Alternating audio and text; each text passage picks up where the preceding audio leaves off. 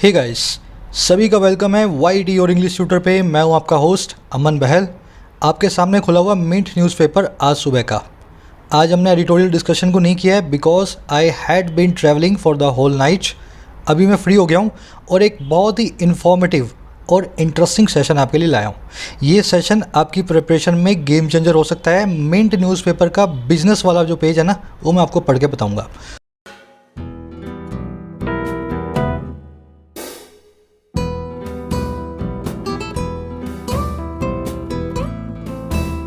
चलिए बिजनेस वाला पेज निकाल लेते हैं। पेज नंबर 3 है commodity spike set to test market bull run. बहुत मज़ा आएगा इस सेशन में आपको। आप मोटिवेटेड भी फील करेंगे, लेकिन मोटिवेशन को बनाए रखना ज़रूरी है। आप रोज़ इस काम को अगर घर पे कर सकें 15 मिनट में, तो इससे अच्छा कुछ भी नहीं है ना, जो मैं आपको करवा रहा हूँ। कह रहा है कमोडिटीज़ जो है ना, कमोडिटीज़ उनमें जो स्पाइक आया है set to test market bull run है। अब ये क्या हुआ भाई? पहले समझो कमोडिटीज़ क्या होती हैं। कमोडिटी होती हैं खाने पीने की चीज़ें या हर वो चीज़ जिसको आप बाज़ार से पैसे दे के ख़रीदते हैं। जैसे सोना है, चांदी है, खाना है, सब्जी है, फल है, समझ गए ना। हर वो चीज़ जो बाज़ार से पैसे दे के आप ख़रीदते हो खाने पीने की, यूज़ करने की, that is called a commodity. अच्छा, स्पाइक का मतलब क्या होता है? स्पाइक का मतलब होता है उछाल। और कैसा उछाल? अचानक से आया हुआ उछाल, है ना। करेक्ट, कमोडिटीज़ के दामों में जो स्पाइक आया है ना, वो सेट है, वो तैयार है। अच्छा, क्या तैयार है करने को? कि वो टेस्ट करेगा, वो इम्तिहान लेगा मार्केट की बुल रन का। अब ये बुल रन क्या होती है? मार्केट जब ऊपर की तरफ जाती है, इस ग्राफ में देख रहे हो आप, इसको कहते हैं बुल रन। एक सांड की तरह मार्केट आगे बढ़े जा रही है ना। जब नीचे आती है तब इसको बोलते हैं बेयर रन, भालू की तरह नीचे आती है ना। तो अभी बुल रन जो है मार्केट की, शायद कमोडिटी के स्पाइक के सामने टिक ना पाए, क्योंकि ये उछाल अब इसकी अग्नि परीक्षा लेगा, ये बुल रन बनी रहती है या नहीं रहती है। तो फाइनेंशियल आर्टिकल्स जो हैं अपने आप में बहुत इंटरेस्टिंग होते हैं, आपको सिर्फ उनको पढ़ना आना चाहिए, ठीक है। अब इसकी जो टाइटल, जो पैराग्राफ है, वो क्या कहना चाह रहा है? कह रहा है सर्जिंग। आप पढ़ पा रहे होंगे ना, थोड़ा सा और कर दूँ मैं इसको जूम इन। कह रहा है सर्जिंग रॉ मटेरियल कॉस्ट में सीवियरली डेंट कॉर्पोरेट अर्निंग्स। कह रहा है सर्ज होती हुई, सर्ज का मतलब है स्पाइक होना, है ना, इंक्रीज होना। कह रहा है इंक्रीज होती हुई कच्चे माल की जो कीमतें हैं, रॉ मटेरियल की जो कॉस्ट है, वो हो सकता है में बहुत ही ख़राब तरीके से डेंट मार दे। डेंट मारने का मतलब है चोट मार दे। हो सकता है वो बहुत ख़राब चोट मारे कॉर्पोरेट अर्निंग्स पे, कंपनियों की कमाई पे, समझ गए ना। अगर कच्चा माल महंगा होगा तो कंपनियों को जो प्रोडक्ट बनाना है उसमें ज़्यादा कॉस्ट डालनी पड़ेगी। कंज्यूमर तो हाथों हाथ बढ़ी हुई कॉस्ट का माल खरीदेगा नहीं, तो पुरानी कॉस्ट पे अगर कंपनी बेचेगी तो उनकी अर्निंग पे बड़ा नुकसान होगा। बस ये कहना चाह रहा है। कोस्ट आपका सब्जेक्ट है, मे डेंट आपकी वर्ब है, मे हेल्पिंग वर्ब है, डेंट मेन वर्ब है। डेंट गाड़ी में पड़ता है ना, जब गाड़ी को चोट लगती है तो गाड़ी में डेंट पड़ जाता है, वैसे ही डेंट अगर आपके पड़ेगा तो समझो आपके भी चोट लगी है। आर्टिकल को मैंने जूम इन कर दिया है ताकि अब सब लोग पढ़ पाएँ, है ना, बड़े बड़े अक्षर। आर्टिकल लिखा है नसरीन सुल्ताना ने। अब देखो क्या कह रही है नसरीन। कह रही है the highest oil and commodity prices in a year are pressuring margins of companies that had grown used to low input cost and are threatening to append the strongest bull run in 11 financial years as investors temper their expectations about a sustained earnings recovery। मुझे मालूम है हर लड़के और लड़की के मन में यही आ रहा है, सर ये कैसे पढ़े हम, इतना मुश्किल कैसे पढ़ा जा सकता है? बहुत ईजी है पढ़ना, ध्यान से समझो कैसे। कह रहे द हाईएस्ट, सबसे ज़्यादा। अच्छा भाई, क्या सबसे ज़्यादा? ऑयल की और कमोडिटी के प्राइसेस, तेल के, डीजल के, पेट्रोल के और चीज़ों के दाम। अच्छा, कब से? इन अ ईयर, एक साल में। तो कह रहा है पिछले एक साल में सबसे ज़्यादा जो दाम है तेल के और चीज़ों के, कह रहा है वो प्रेशर कर रहे हैं, वो दबाव डाल रहे हैं। अच्छा, किस पे? कंपनियों के मार्जिन पे। अब देखो, फाइनेंशियल लैंग्वेज में मार्जिन का मतलब होता है प्रॉफिट, जो पैसा आप कमाते हो। कह रहा है ये जो दाम है कंपनियों के मुनाफे पे प्रेशर डाल रहे हैं। अच्छा, ये कौन सी कंपनी है भाई? किस टाइप की कंपनी है? ये वो कंपनी है जो ग्रो हो चुकी थी। देखो, ग्रो का एक मीनिंग होता है बिकम। ग्रो और बिकम एक तरह से सिनोनिमस होते हैं एक दूसरे के। ये वो कंपनियां थी जो हो चुकी थी, हैड ग्रोन हो चुकी थी, बिकम हो चुकी थी, और क्या यूज्ड टू। यूज्ड टू का मतलब आदि। अच्छा, किसके लिए आदि? कम इनपुट कॉस्ट के लिए। अब अगर आपने इतना समझा ना, तभी अब आगे का समझ पाओगे, समझ गए ना।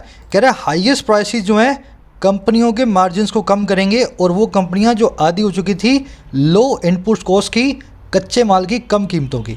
अब देखो, ये प्राइसेस दूसरा काम क्या करेंगे? पहला तो प्रेशराइज करने का हो गया, दूसरा काम ये करेंगे, ये थ्रेटन कर रहे हैं ये हमें चुनौती दे रहे हैं और क्या करने की, अपेंड करने की। अपेंड करना मतलब उल्टा देना, बिल्कुल सर नीचे पाँव ऊपर।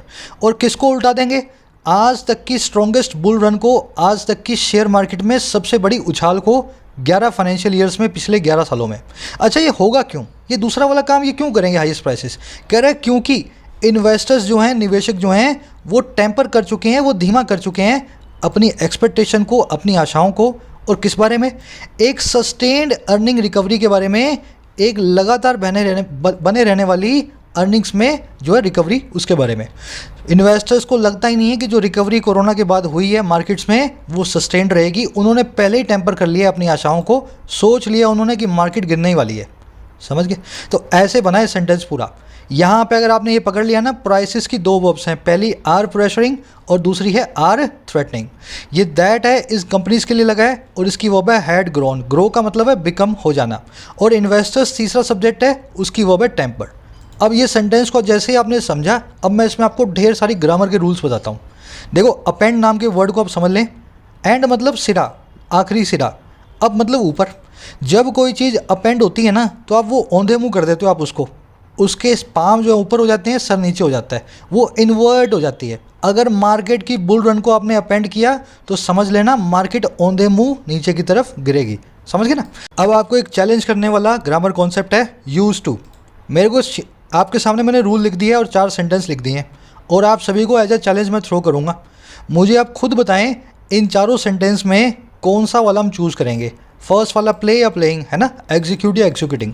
आराम से वीडियो को पॉज कर लो और फिर लॉजिक से समझना कौन सा वाला चूज़ होगा, समझ गए ना।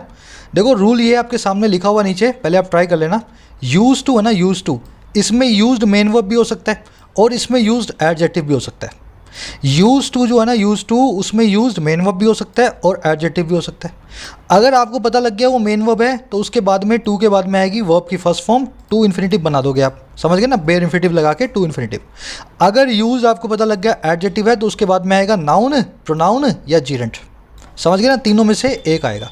सारा झगड़ा इस चीज़ का है, सर हम पता कैसे करें यूज्ड मेन वर्ब है या यूज एडजेक्टिव है। उसके लिए सेंटेंस ब्रेक करना पड़ेगा। अब देखो सेंटेंस को, आई यूज्ड टू प्ले या प्लेइंग क्रिकेट। देखो आई आपका सब्जेक्ट है, यूज्ड आपकी वर्ब है। अगर यूज्ड तुम्हारी मेन वर्ब है, अगर यूज तुम्हारी मेन वर्ब है तो इसके बाद में इन्फिनिटिव आएगा। तो आई यूज टू प्ले, ना कि प्लेइंग। प्लेइंग को निकाल दो, प्ले तुम्हारा आंसर है। आई यूज टू प्ले क्रिकेट, मैं क्रिकेट खेला करता था, ठीक है, मेरी आदत हुआ करती थी क्रिकेट खेलने की। अब आगे आ जाओ, I am use to play या प्लेइंग क्रिकेट। आई आपका सब्जेक्ट है, आई आपका सब्जेक्ट है, एम यूज्ड आपकी वर्ब है। आपके पास दो ऑप्शन है, यूज्ड को मेन वर्ब मान लो, एम को हेल्पिंग वर्ब मान लो, ये बन गया पैसिव वॉइस। अगर पैसिव वॉइस है तो मुझे इस्तेमाल किया जाता है, आई एम यूज्ड। अगर पैसिव वॉइस है तो मुझे इस्तेमाल किया जाता है, आई एम यूज्ड। मुझे इस्तेमाल किया जाता है खेलने के लिए क्रिकेट को। अरे मैं कोई बल्ला हूँ क्या, मैं कोई गेंद हूँ क्या, मुझे कैसे इस्तेमाल कर लोगे, समझ गए ना। मुझे इससे पता लगा यूज़ यहाँ पे पैसिव वाली वर्ब नहीं है, मुझे इस्तेमाल नहीं किया जा रहा।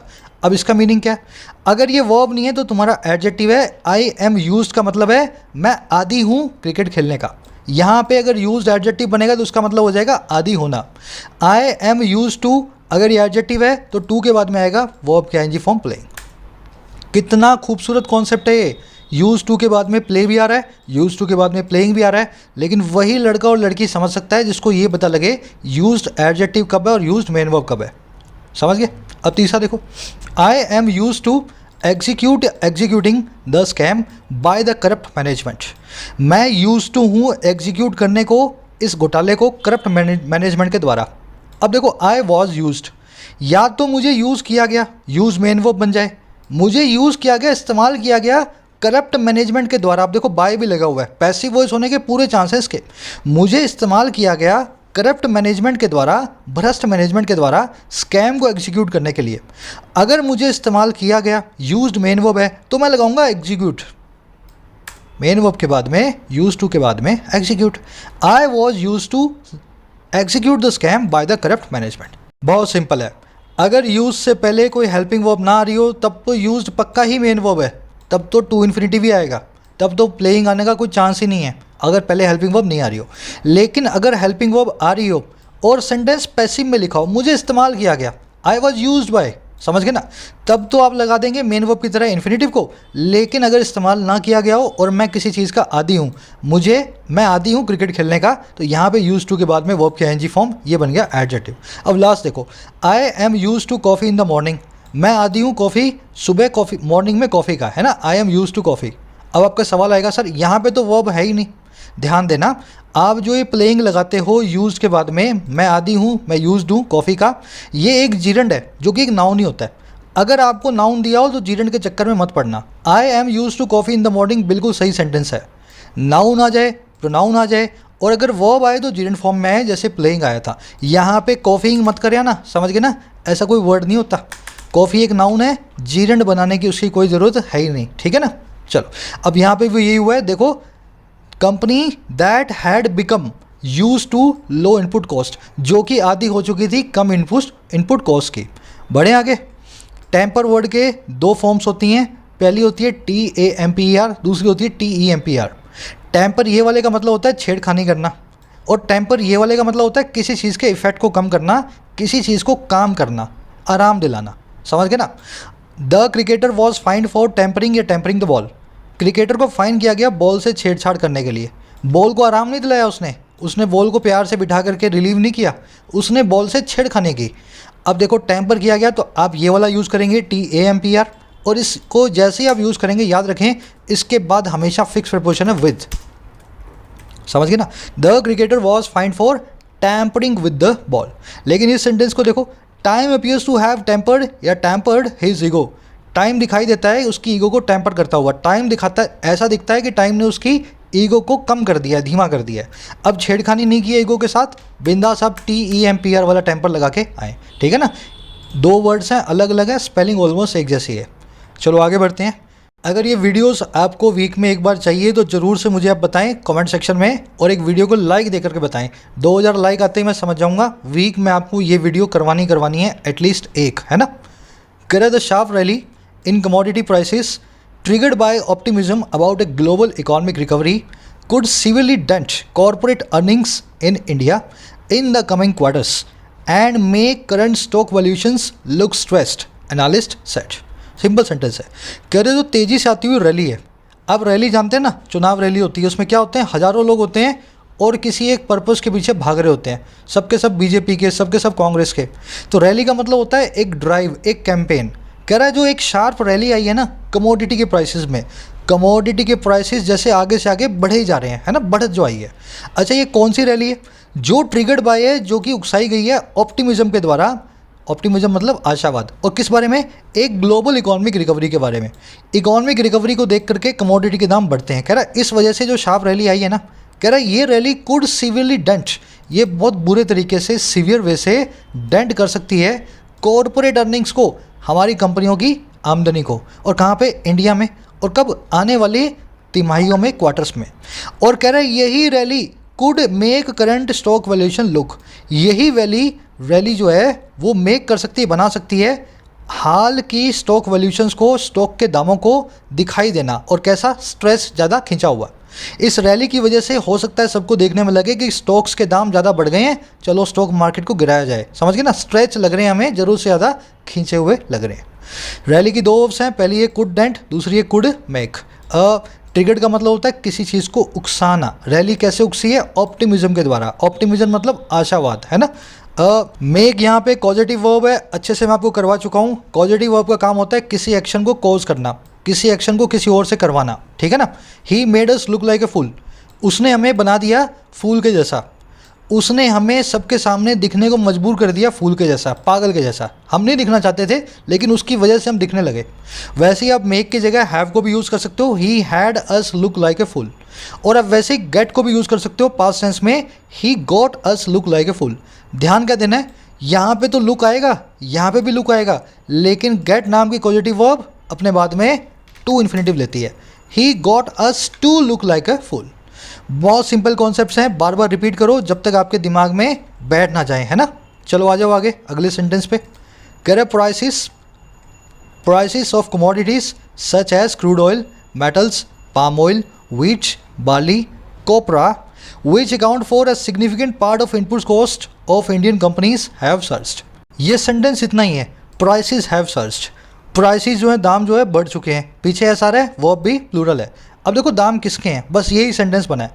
ये है उन कमोडिटीज़ के, उन चीज़ों के, जैसे कि ये सारी की सारी क्रूड ऑयल हुआ, मेटल हुआ, पाम ऑयल हुआ, है ना, सब की सब चीज़ों के। अब ये वो सब की सब चीज़ें हैं, ये वो सब की सब चीज़ें हैं जो कि अकाउंट फॉर करती हैं, हिस्सा बनती हैं, और क्या, एक बहुत बड़े हिस्से का, एक बहुत बड़े पार्ट का। और किसका पार्ट? इनपुट कॉस्ट को, कच्चे माल की कीमत का, और किसकी? इंडियन कंपनीज़ की। कह रहे ये सब चीज़ें जो हमारे भारतीय कंपनियों के कच्चे माल का बहुत बड़ा हिस्सा बनती हैं, इनके दाम सर्ज कर चुके हैं। अकाउंट फॉर करने का मतलब है हिस्सा बनना, किसी चीज़ का पार्ट बनना, है ना। कह रहे some companies have raised prices of goods to offset rising cost, risking a slump in demand, while others have decided to absorb them। अब बता रहा है बढ़ते हुए प्राइसेस पे कंपनियों ने कैसी अपना रिएक्शन दिया।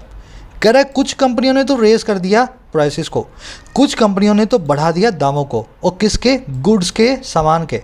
अच्छा, ऐसा क्यों किया? ऑफसेट करने के लिए, काउंटर बैलेंस करने के लिए राइजिंग कॉस्ट को, बढ़ती हुई कीमत को। तो बढ़ती हुई कीमत को बराबर करने के लिए, ऑफसेट करने के लिए उन्होंने प्रोडक्ट के दाम बढ़ा दिए। कह रहा है ये काम कैसे किया उन्होंने? रिस्क करते हुए, जोखिम में डालते हुए एक मंदी को उनकी डिमांड में। आपको पता है चीज़ें जो महंगी होती हैं उनकी डिमांड कम हो जाती है ना, जो चीज़ सस्ती उसकी डिमांड उतनी ज़्यादा।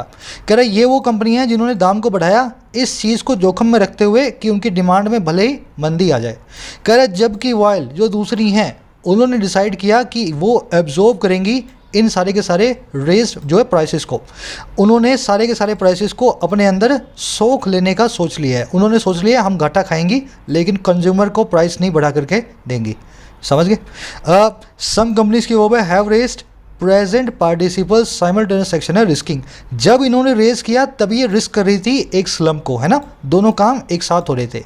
अदर्स की जो वर्ब है हैव डिसाइडेड, एब्जॉर्ब का मतलब होता है सोख लेना, अपने अंदर समा लेना। इसके लिए एक वर्ड अपने पास एसिमिलेट, एसिमिलेट, है ना, एसिमिलेट। आगे कह रहा है if the commodity price inflation continues the reserve bank of India RBI may be forced to normalize its easy liquidity stance sooner than expected, slowing its efforts to sustain economic growth।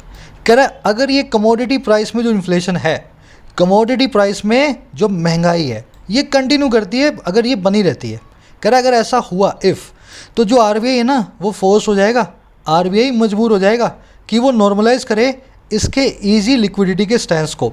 देखो RBI ने एक stance लिया हुआ, एक position ली हुई है जिसमें ये मार्केट में रेट्स को बढ़ा नहीं रहा है। CRR, SLR, repo rate, reverse repo rate आपने सुना होगा।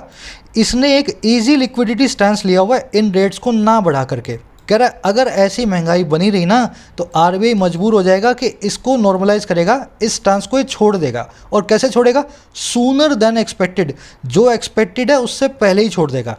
अच्छा, एक काम करेगा कैसे RBI? ये होगा शो करते हुए इसके एफर्ट्स को, स्लो करते हुए इसके एफर्ट्स को जो है बनाए रखने की इकोनॉमिक ग्रोथ को। जैसे ही RBI ने स्टांस को छोड़ा और रेट्स को बढ़ाया, इकोनॉमिक ग्रोथ अपने आप स्लो होने वाली है।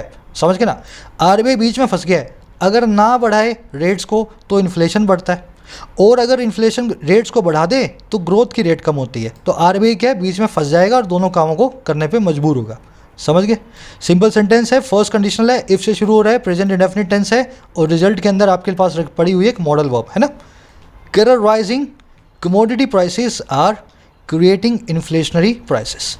कह रहे बढ़ते हुए जो कमोडिटी प्राइसेस हैं, बढ़ते हुए जो चीज़ों के दाम हैं, वो क्रिएट कर रहे हैं इन्फ्लेशनरी प्रेशर को, महंगाई के दबाव को। अब ये कौन सा प्रेशर है? कह रहे विच, आगे देखें, कह रहे which could be a risk to markets, जो कि बाजारों के लिए एक जोखिम हो सकता है। बढ़ता हुआ इन्फ्लेशन का प्रेशर बाजारों के लिए रिस्क होने वाला है, ठीक है ना। कह रहे परसिस्टेंटली हाई इन्फ्लेशन में compel the central bank to relook at interest rates, said Deepak Jasani, retail research head HDFC securities. कह रहे लगातार बना हुआ high inflation, persistently high inflation, लगातार बनी हुई तेज महंगाई हो सकता है कंपेल कर दे, मजबूर कर दे सेंट्रल बैंक को, रिजर्व बैंक को, कि वो रिलुक एट करे, कि वो फिर से देखे इंटरेस्ट रेट्स को, है ना, वही जो मैं आपको रेट्स बताई ना, वो सारी की सारी इंटरेस्ट रेट्स को फिर से नज़र मारे। और कहने वाले कौन है? ये भाई साहब हैं जो इस जगह इस कंपनी में इस जगह पे नौकरी करते हैं ना, रिटेल रिसर्च हेड है HDFC सिक्योरिटीज़ के। तो जो बात मैं आपको बता रहा हूँ ना, वही कह रहा है ये कि इन्फ्लेशन जो है मजबूर करेगा RBI को कि इंटरेस्ट रेट को एक बार फिर से वो देखे RBI बढ़ाना है या वैसा ही बना रहने देना है। कंपेल करना, मजबूर करना होता है। परसिस्टेंटली मतलब लगातार बने रहने वाला। रीलुक के बाद, लुक के बाद में आप हमेशा एट लगाते हैं, फिक्स प्रपोजिशन है। I am looking at something, मैं किसी चीज़ की तरफ देख रहा हूँ। कह रहा है if companies are not able to pass on the price hike to consumers या कस्टमर्स, हाई इनपुट कॉस्ट और raw material expenses will squeeze margin of companies और रिड्यूस कैपेसिटी यूटिलाइजेशन। कह रहा है अब बता रहा है अगर कंपनियों ने चीज़ों के दाम नहीं बढ़ाए तो क्या होगा। कह रहा है अगर कंपनियां नहीं एबल होती हैं, आर नॉट एबल, कंपनियां सक्षम नहीं होती हैं कि वो पास ऑन करें, आगे से आगे पहुंचा दें। पास ऑन करना मतलब आगे से आगे पहुंचाना, और किसको? प्राइस हाइक को, चीज़ों के दाम में बढ़त को, और कहाँ तक? कंज्यूमर तक।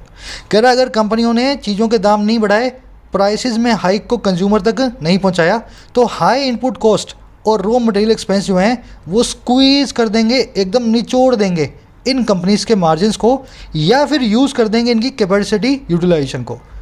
अगर कंपनियां पहले 1 रुपया कमा रही थी एक बिस्किट के पैकेट के पीछे, अब दाम बढ़ने के बाद जो है 25 पैसा कमाएंगी, तो उनके मार्जिन, उनकी सारी की सारी आमदन स्क्वीज होने वाली है ना। और इस वजह से जब आमदन स्क्वीज होगी तो जो इनकी कैपेसिटी है उतने बिस्किट भी ये नहीं बना पाएंगी। पहले 100 पैकेट बनाती थी, अब 60 पैकेट ही बनाएंगे, है ना। तो कह रहा है ये दोनों ही चीज़ें हो जाएंगी अगर दाम कंपनियों ने नहीं बढ़ाए। सिंपल सेंटेंस, पास ऑन करना मतलब आगे से आगे किसी चीज़ को देना। कह रहे 2 March quarter earnings are likely to be firm on a low base, fewer COVID cases, record winter crop sowing and improved consumer sentiment. The commodity cost impact would be quite sharp for certain companies, said analyst at Motilal Oswal Financial Services. ये थोड़ा confusing sentence है, ध्यान से देखना। Actual में ये आपका subject है, मैंने गलत कलर दे दिया है, मैं इसको सही कर दूँ। हाँ, कह रहा है हालांकि जो मार्च के क्वार्टर की जो अर्निंग है, अब जो मार्च में ख़त्म होगी ना तिमाही, जनवरी फरवरी मार्च, कह रहा है हालांकि जो मार्च के क्वार्टर की जो अर्निंग्स हैं, जो कमाइयाँ हैं, वो लाइकली टू बी फर्म है, वो बिल्कुल संभावित है कि मजबूत होंगी, फर्म होंगी। अच्छा, किस वजह से? इन चारों चीज़ों की वजह से।